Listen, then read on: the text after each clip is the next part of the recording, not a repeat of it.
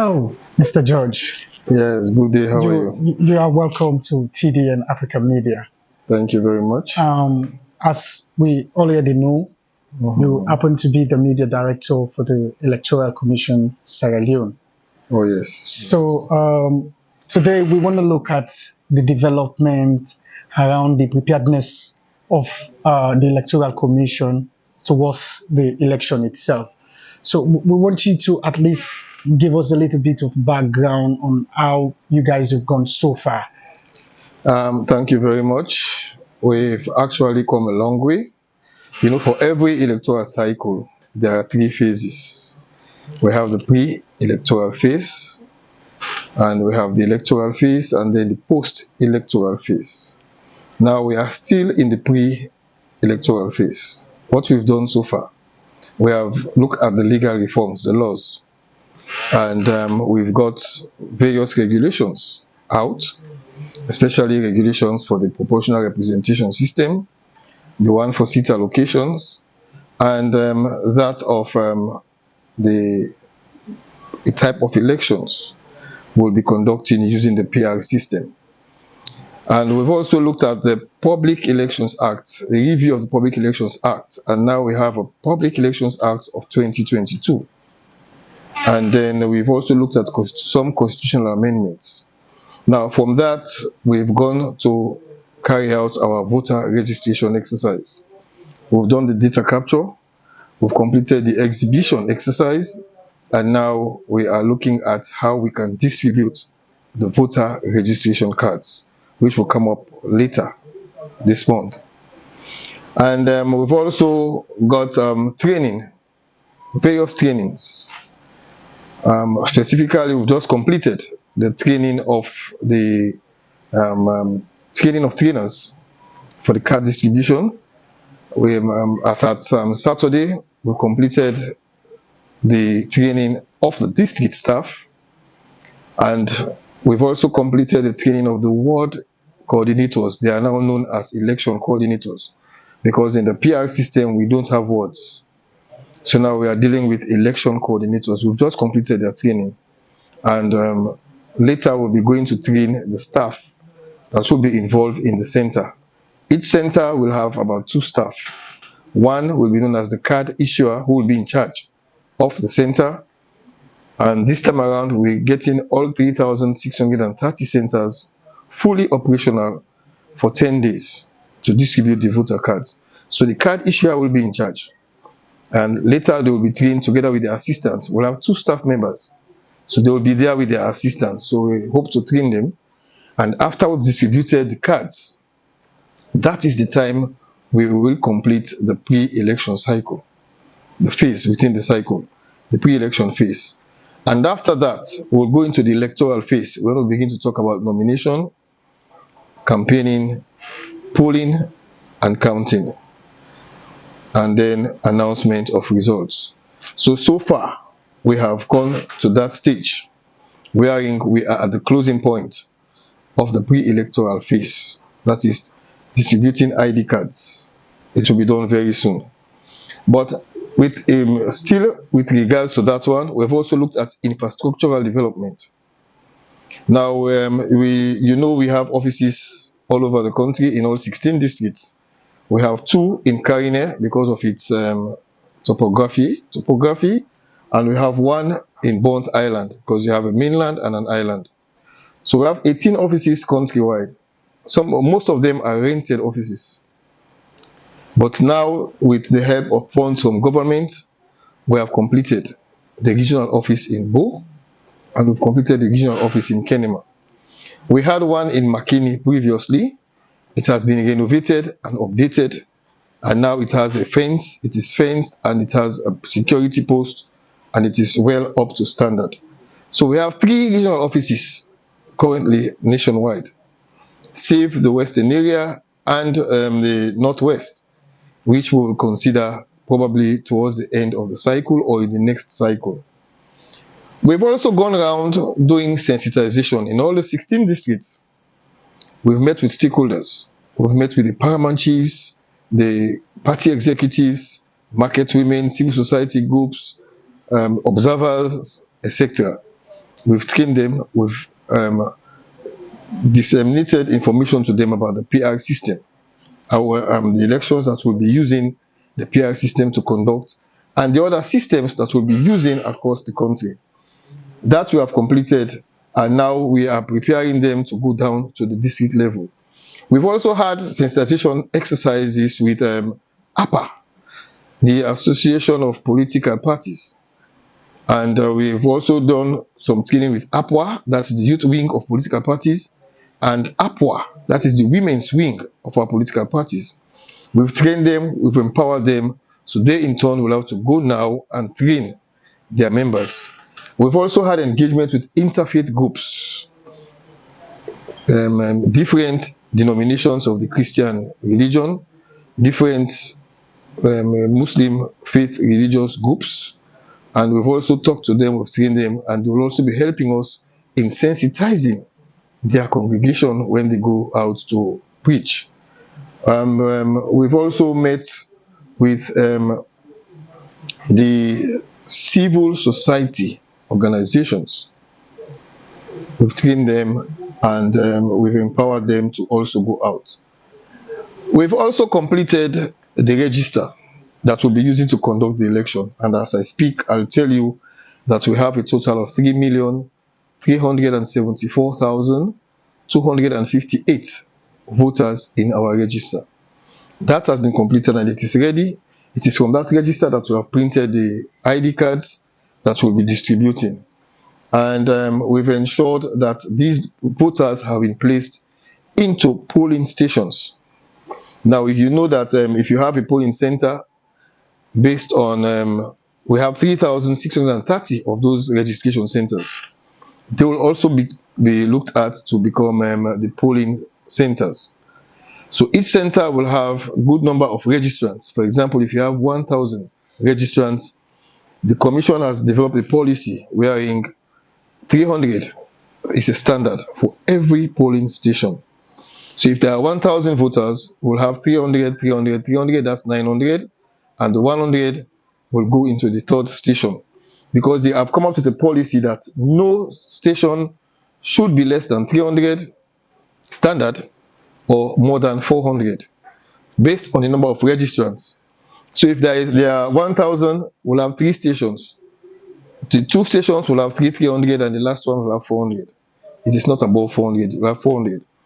But let's also say we have 1,200. That's 4 stations automatically, because 3 times 4 is 12. If you have 1,100, it means one station will get 300, 300, 300, that's 900, and we'll have a remainder of 200. That 200 will go to a 4th station, because if we add that to the last station, you find out it will go above 400. So we'll open a new station and the 200 will be placed into a 4th station. Okay. Now, we've also gone to establish stakeholders groups for both gender and disability in all our 16 districts. They are there to help us articulate problems that will arise. If women are faced with problems, it is that group that will actually mediate. If disabled persons have problems, they will have to go to that group and then they mediate, and then they get back to the commission through our electoral inclusion department, because we no longer have a gender and disability department. It has been changed to gender and disability. It has been changed to electoral inclusion, which means it now takes on board affairs of the youth, not only women or gender. They also take PWDs on board, and they also take the youth groups on board. So it's now an inclusion department. Now, we have also identified buildings within the 16 districts. This time around, we'll be tallying in the districts. So which means all election results for a district will be tallied in the district. So where you vote is where they count. Why is that? Well, actually, it's because the law says that tallying should be done at district level. If you could remember, in the last election, we had a problem in which we had to delay in announcing the result because there was controversy between 2 political parties as to whether we should actually tally in a central location at Wellington or we tally at the district. This time around, the laws have been amended So now we are tallying in the at district level. So you vote in the districts, they count in the district, they tally it in the districts, and then the results are announced at 16 locations in the districts. So what will be taken to the regional tally center is the presidential election results. They will be tallied at regional level and then later sent to the national tally center where they will be announced. So we've already identified those districts and regional tally centers. And we've also, what was going around that we have postponed elections. Well, actually, it is not the general elections. We have an election which we conduct in the Western area rural, which is for the village heads. That is those people residing around Orugu Bridge, Koya Colony, the Peninsula area up to Levuma, and including the mountain villages of Regent, Gloucester, Leicester, etc. They form part of the Western rural district. They don't have paramount chiefs, so they have village heads. So now what happens is that we conduct elections for those village heads.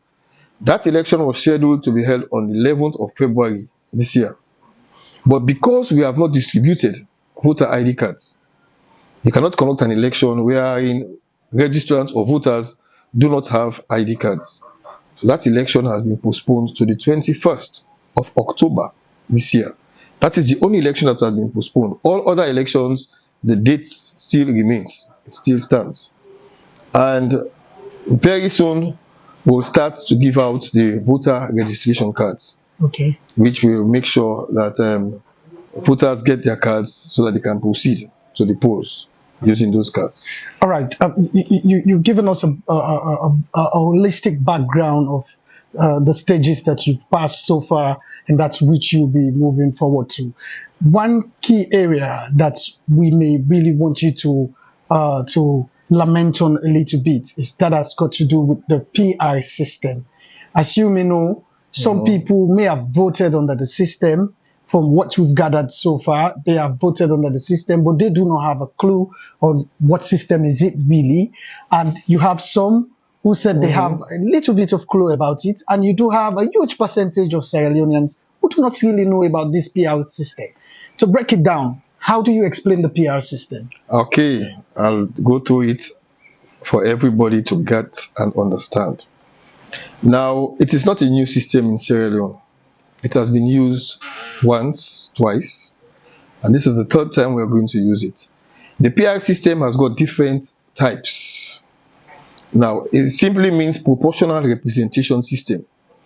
In 1996, when we had a war in Sierra Leone and we could not access the entire country, we used the PR system and conducted elections using the national list, which is one form of the proportional representation system. Wherein political parties we had 112 seats in parliament, and political parties were asked to submit lists of candidates in order of preference. So 112 names were submitted, and the threshold was set, and those parties that met the threshold at that time were able to get seats in parliament. Now, it was also used in 2002. But this time around, we use what we call the district block system, where in each district we are given seats, allocated seats. We had 112 seats in parliament, and we had 14 districts at that time. So what they did was to just divide the 112 by 14, and each district, because we never had figures to determine population of those districts, they were given 8 seats across the board. So each district had 8 seats, in which political parties submitted list of 8 names in order of which they would prefer. For example, if I am if the party prefer me as a first choice, then my name will be number 1. If they prefer you as second choice, your name will be number 2. So it is ranked in that order. So when the seats are calculated, if a party is entitled to seats, they go according to that list. So if a party has only 1 seat, then I'll be the first person in the list that they will take me to be a parliamentarian. So that was used in 2002. But the law itself that came mandated the commission to use that one came into effect in 2001. It was passed in parliament in 2001. So it is not a new law per se. It has been in existence. It's the section 38A of the Constitution, it states that in the event that a date has been appointed for the conduct of elections and constituency and ward boundaries are not put in place, are not done, then the commission could advise the president, and the president can come out with a directive to the commission for the election to be conducted using the proportional representation system, district block system, which was actually what actually transpired. We got the directive from the president, and we were taken to court, but the Supreme Court came out with the ruling that we can use the system to conduct because it is within our laws, and it's not a new law. That law was enacted in 2001. Okay. And this is 2023. We are conducting an election, so we can go back to our laws and say, okay, let us conduct the election using the PR system, district block. Now, it is not for every elections. On the 24th of June 2023, we will be conducting 4 elections in Sierra Leone. We have the presidential election, which is conducted using a different system. We have 3 systems that we'll be using. You mean in the 2023 election? Yes, we have 3 elections that we'll be conducting. Okay. And 3 systems that we'll be using. It is simple. Now, for presidential election, we have the 2-round system.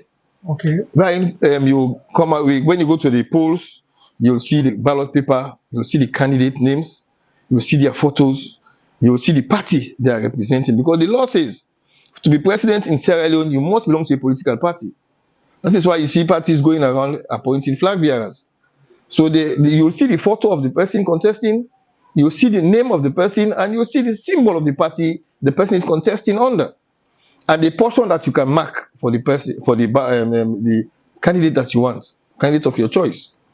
Now you go there and you vote. If no candidate makes 55% of the valid votes in the first round, then we go into a second round. Okay? We'll take the person that comes first and the one that comes second, and then they go into a runoff. And that runoff is normally conducted 14 days after the announcement of the results for the first round. Okay. So you'll find out that it's a system that has been in existence. We have not changed that one. It's the same system we are using for presidential. We also have election for chairpersons of district councils and mayors for cities. That one has not changed also. It is first past the post system. That is the one that has the highest number of valid votes becomes the winner. That has not changed.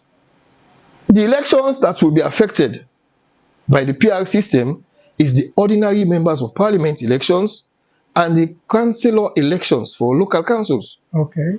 Now, what will happen in that instance? The election is still conducted as it used to be conducted. But what you will see on the ballot paper is not the face of the candidate. You will see political party symbols, political party names, and the column where you can vote for the political party of your choice. At the end of the day, each district will announce the results based on the same principles we have been using. If the intention of the voter is clear for the party you are voting for, they will announce the result for that political party. So at the end of the day, we'll find the percentage that each political party has in the district of the valid votes.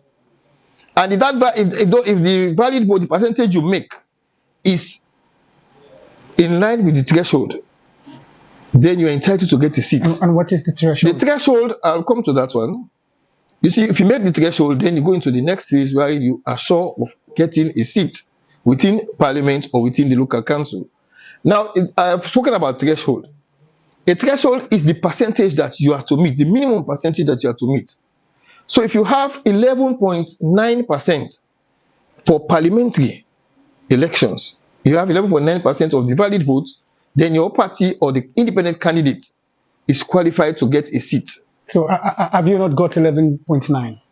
If you don't get 11.9, then you are not qualified. It means you are dropping out of the race. So you must actually have... You must have the threshold. You must meet the threshold. Okay. Now, what happens in that situation is that we collate all the valid votes for the district, and then we find the percentage of that total vote, valid vote that you have made.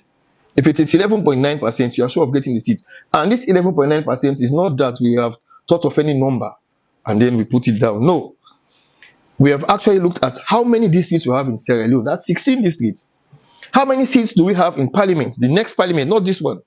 This is the outgoing parliament, the parliament that will come after 24th June. We have 135 seats in the new parliament. Now we have 132, but the next parliament will be 135.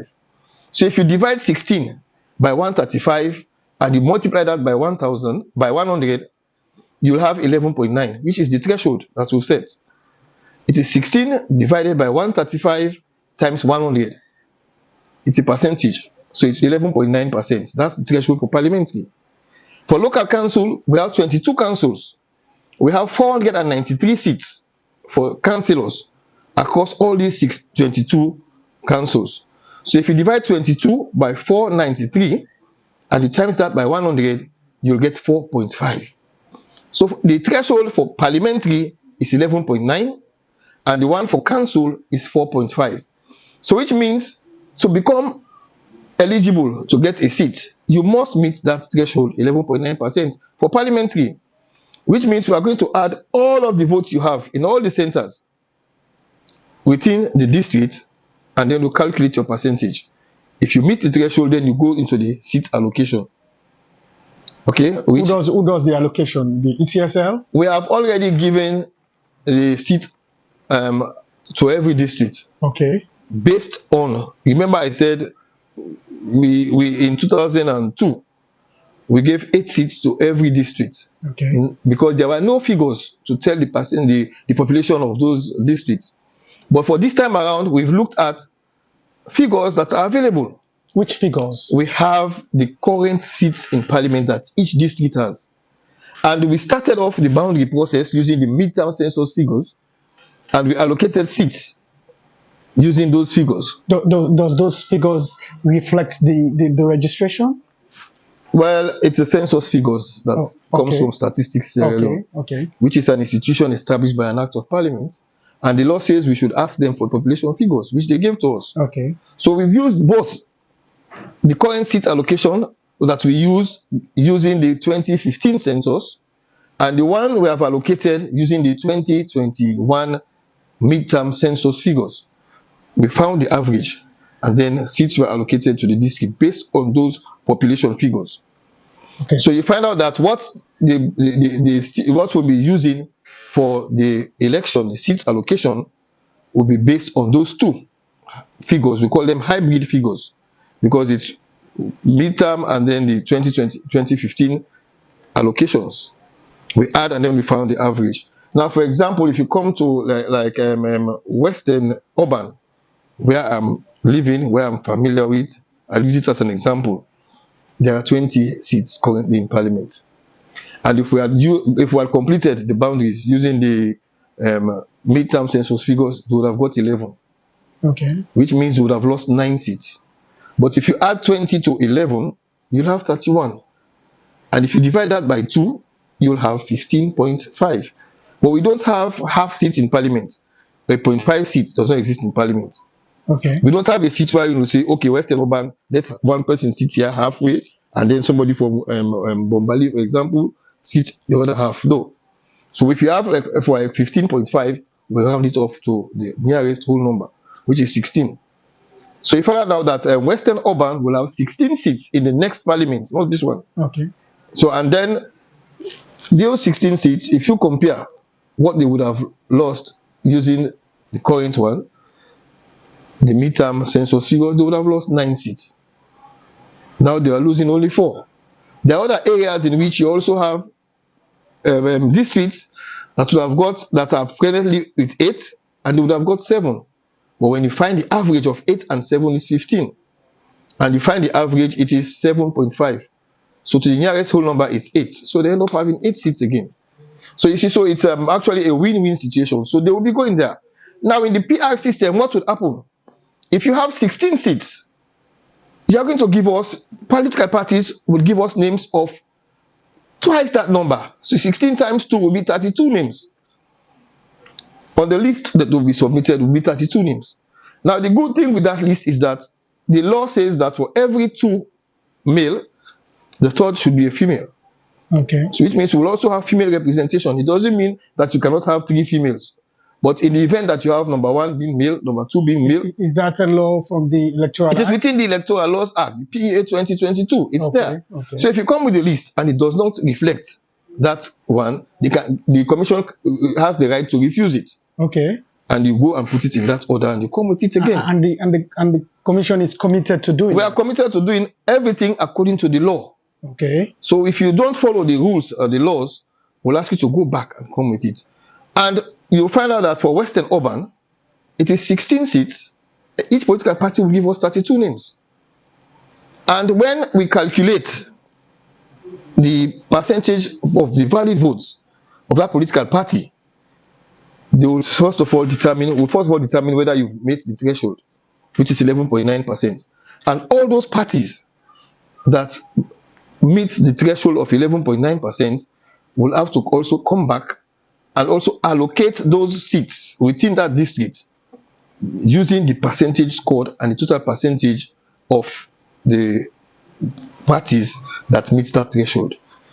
So you'll find out that all of the seats in Western Area, probably 16 seats, will have mixture of political parties that will have it as long as they meet the threshold. And does the PR system make room for independent candidates? Yes, as I mentioned that earlier, I said independent candidates will also contest. Okay. And they also need to meet the threshold. But the good thing about the independent candidate is that they are coming as a lone contestant. Okay. They are coming as an individual. And they need to meet the threshold, which is the 11.9% for them to get a seat. And also, they will be selecting symbols, because we don't want a situation where independent candidates will come with a color of a symbol that is very close to a political party to get the electorate confused. No. We have symbols that they will choose from. So we have shovels, we have hoe, we have houses, canoes. Okay. So you can select any one of those symbols, and then if I come first and I've selected a canoe, for example, and you come as an independent candidate, as a second independent candidate, you cannot choose a canoe again within the same district. Okay? All right. So you find out that one good thing the commission has also done is that we have also looked at the nomination fees. Okay. Which has been reduced drastically, because you find out that people are grumbling. The women are saying, okay, we cannot pay nomination fees. For example, presidential elections, they used to pay 100 million. That's all Leones. If you come to the new Leones, it's about 100,000 new Leones. Now, what we have done is that it's now within the laws that you take the minimum wage, multiply that by 12, and you multiply it by 6. And now it's now 36,000 Leones or 36 million Leones, which is a vast reduction there. You see, for parliamentary, it is 3,600. Okay? So that you'll find out that everybody can afford to pay that and then become a candidate. Or a political party can afford that, even though they say they are financially challenged, political parties, but yet they can afford that one to pay for their candidates. And they've also made it very clear that, remember I said we double the number. If we have 32, if you have 16 seats, you come with 32 names. Yeah. You're only going to pay nomination fees for the first 16. Okay. And if for any case we have to go into the 17th name, then the person will come up at that time, the vacancy exists to pay the nomination fees again. You see that you're not going to pay for 32. You only pay for the first 16. Okay, so let's talk a little bit about the threshold, which is the 11.9, and then we can come to the education when it comes to public education, especially. You've told me already you've engaged stakeholders in various communities, but you don't just need to limit it at that. You need to stretch your wings in terms of making sure that people really get the facts right before we get to the elections. Now, regarding the 11.9% threshold, assuming someone in Party A gets 11.4 and another person in Party B gets 11.4, what happened in that case? Now, it is not the individual getting the 11.4. Or let's say the party. It is the political party getting the 11.4. So assuming it happens that way. So if they have 11.4, another person have 11.4, it is not up to 11.9. It's like taking somebody in a school and you say for you to pass to the No, next class. but you still need to have someone to represent that constituency No, but remember, it is not just one party contesting or two parties contesting. We have 17 political parties in Sierra Leone, registered political parties. and they've all And nominated? all of them, well, we've not done nomination yet. Okay. But they don't come up and contest. They are conducting their primaries now. And they all are selecting their candidates.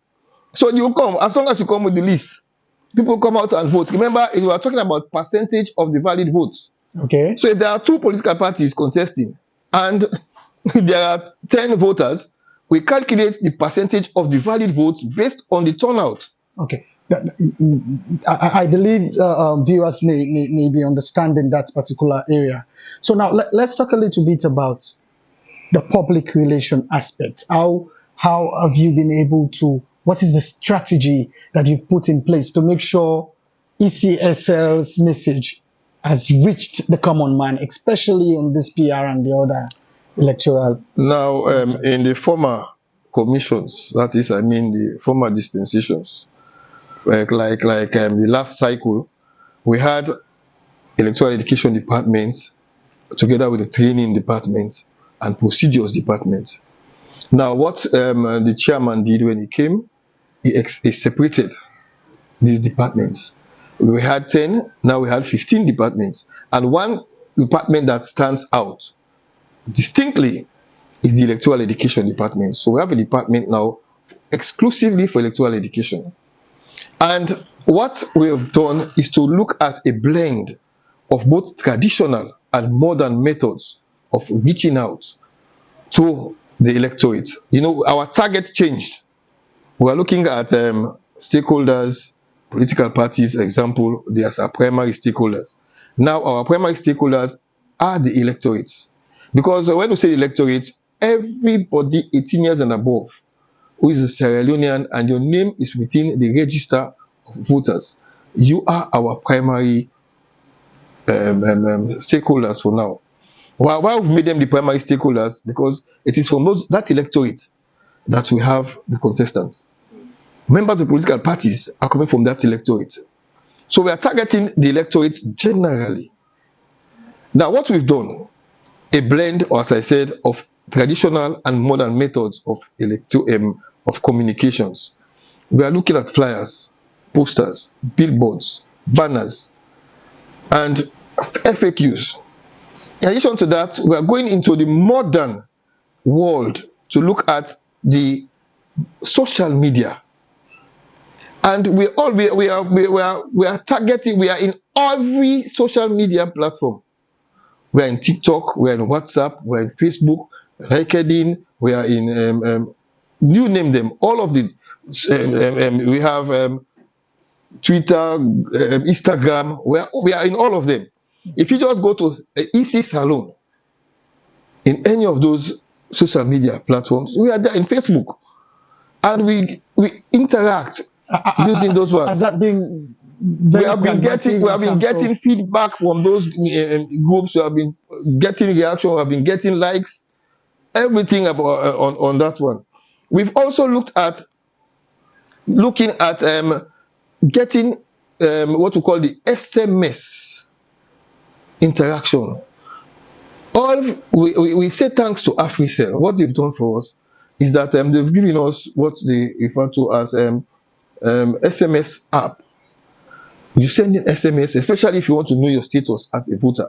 It is *838#, and you send in your voter ID number or your voter update receipt number, or you can send your confirmation slip number. If you're a new registrant, send in your 18 digits that you have on your receipt, and then they will give you your status on the register, your name, the center where you registered, the minimum of your parents, father and mother. They will give you the district that you registered, excluding your photograph, because SMS does not bring in photographs. But if you cannot get that one, we have also have the 838 toll-free line from all the networks, from QCell, from AfriCell, from Orange, where you can call, and there are various professionals, I will call them, who can answer to your queries, take your questions on board, and then take your concerns up with the commission. It's on 24/7. We've also got a dedicated line. Two of them, dedicated lines from Orange and AfriCell that you can call. Those ones you require to have top up. But the ones I've mentioned, that is the toll-free line, you don't need a top up to call the 838. You don't need credit in your phone to get *838# to check your details. We also have one on online. Those ones require internet. That is ECSL. You can go on that app, download it from Google Play Store, and you can use that to check the details of individuals. When you go into the app, it will tell you what to do. You enter your details.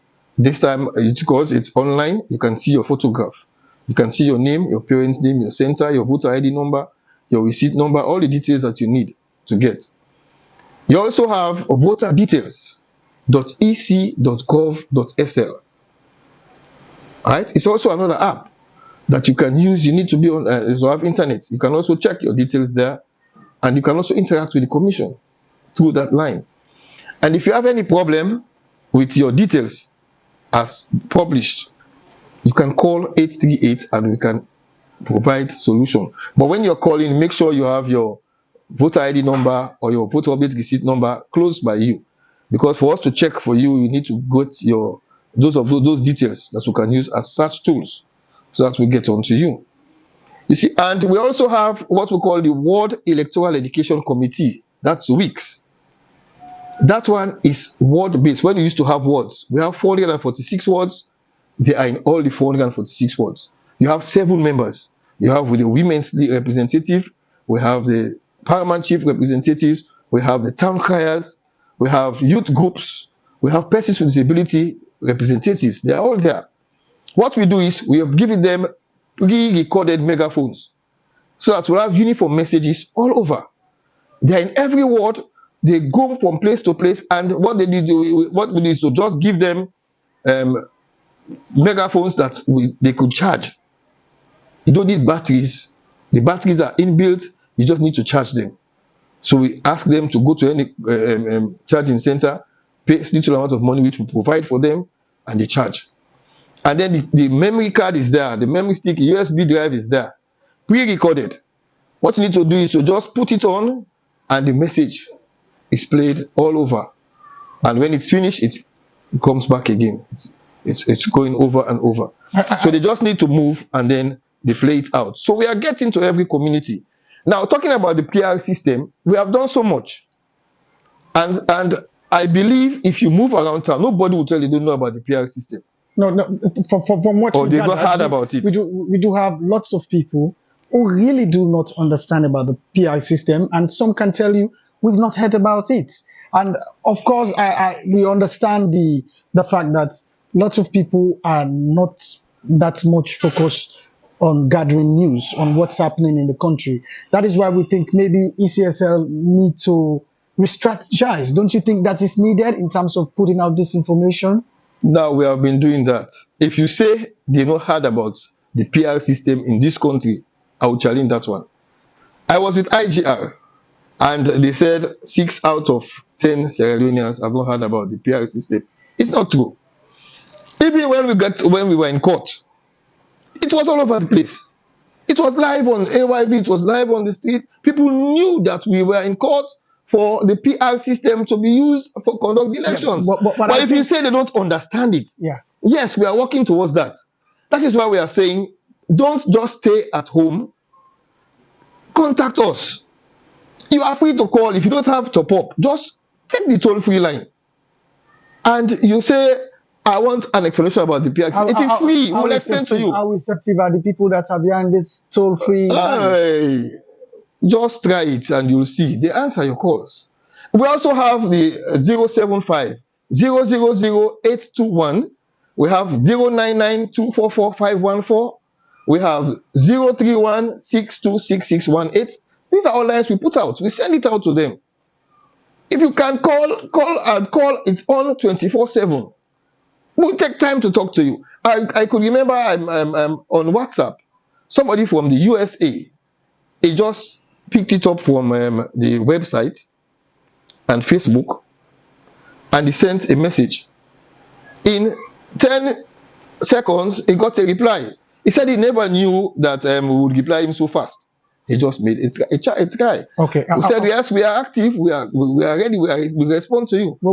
And they have been chatting. We'll let the public know that they should try that means as just well. Just help us to disseminate that one. We are on AYV television and radio every Tuesday between 8 to 8:50 p.m. Maybe you need to come back on TD and Africa Media. We go to SLBC radio every Wednesday. You need to come on TD and Africa Media. Yes. So here we give unbiased, balanced news. It is now that we are coming to get in touch with you. We'll still work out a memorandum of understanding with you so that you help us disseminate the information. You see? Okay. On Radio Democracy, we are there every Friday at 7 to 8.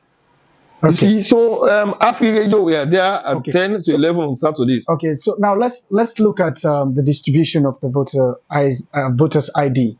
That is very, very pivotal to the whole election. So now, what are the requirements for one to get hold of his or voters ID? Now, first and foremost, you must have gone to the center on the 3rd of September to the 8th of October when we had the data capture. You also must have gone there to do your exhibition to confirm your details.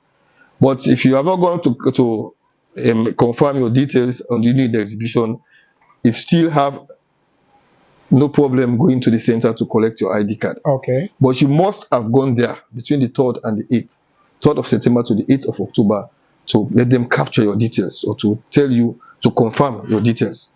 So if your details is amongst the 3,374,258 people whose names are on the register, then you can go to the center where your details were captured or where you went for exhibition.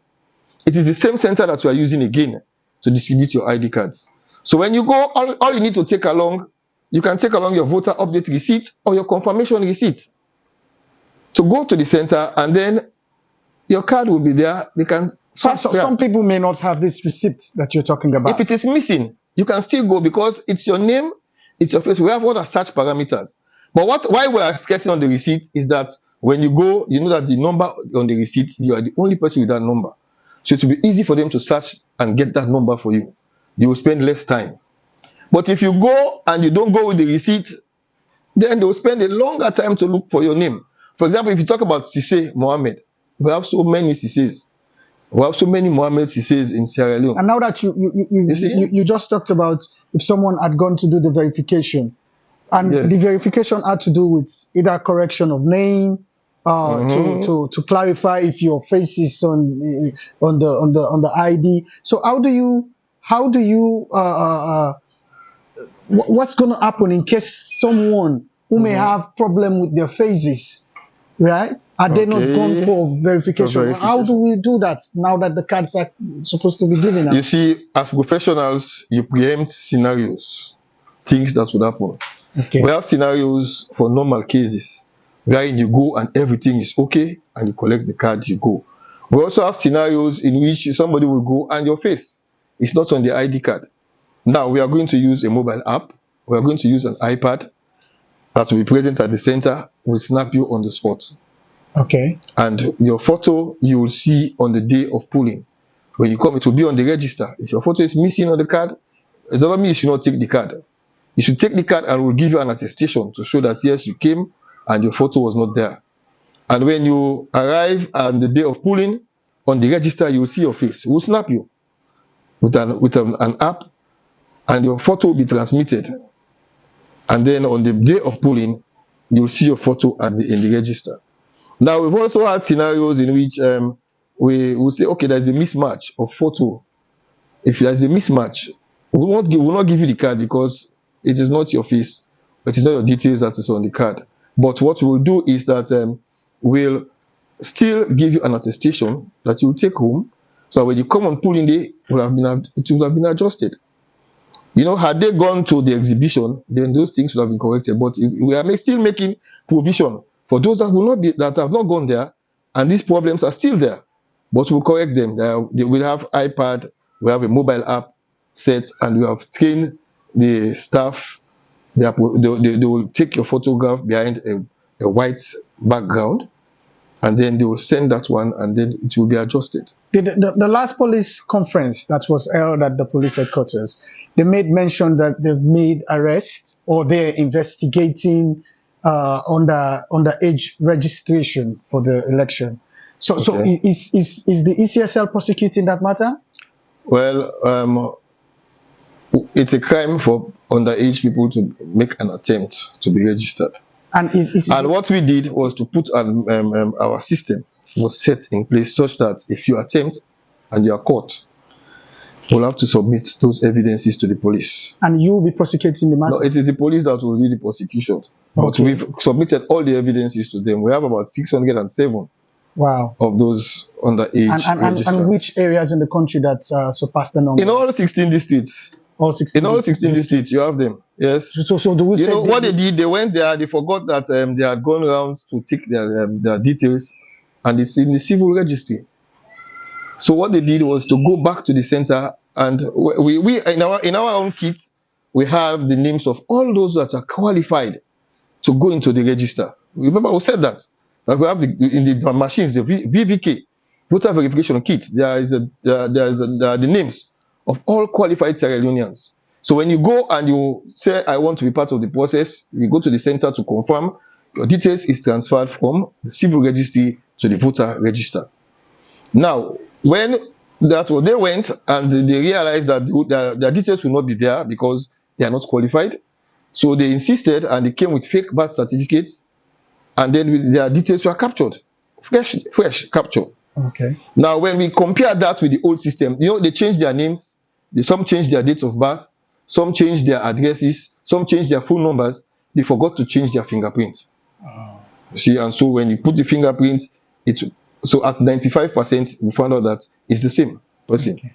Okay. So that's how we captured them, and those details have been submitted to the police, and therefore the police will have to investigate. They are the ones prosecuting. Okay. Now, before we leave you, you've done so well by engaging us to explain, especially on the preparedness of the ECSL when it comes to the electionary process in the country.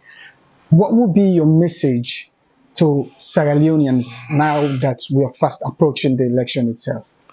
Well, the first thing I want to leave with them is that they should have trust and confidence in the commission, because we have conducted elections. This is not the first time, and we've conducted several elections in Sierra Leone, and they have been deemed to be fair, credible, transparent. Now, let them get trust in the commission. Let them get confidence in the commission. Let them know that we are professionals, and if they have problems, let them contact us. There are so many misinformation going around which are meant to create problems. But if you have it from the horse's mouth, then you know exactly how things are going. We've not got nothing to hide. We are very transparent in the exercise, and we've come out with a number of centers, we've come out with a number of stations. If anybody wants to get in touch with the commission, let them feel free to come to the office. Contact our district offices. We are all over in all the 16 districts. We have 18 offices all over the country. Let them just come and contact us, and we'll have the details to give to them. Now, those who will be going for their ID cards, I want them to be patient with the staff, especially if there are problems with their cards. These problems, we have put measures in place to correct them. So if you go and you fall into a category where your card has got a problem, please be patient. We will solve them. It will not stop you from voting. On election day, everybody, as long as your name is in the register of voters, you are sure to cast your ballot on that day. So let them look at the election as being our elections. It is Sierra Leonean election. We all have one vote. It is one man, one vote, and one value. Let us make sure we make an informed judgment, and we will do everything within our capacity to ensure that the election is free, fair, credible, transparent, and the results, when announced, will be accepted by majority of our stakeholders. That is the assurance I want to give to them, and to appeal to them to ensure that we have a violence-free election.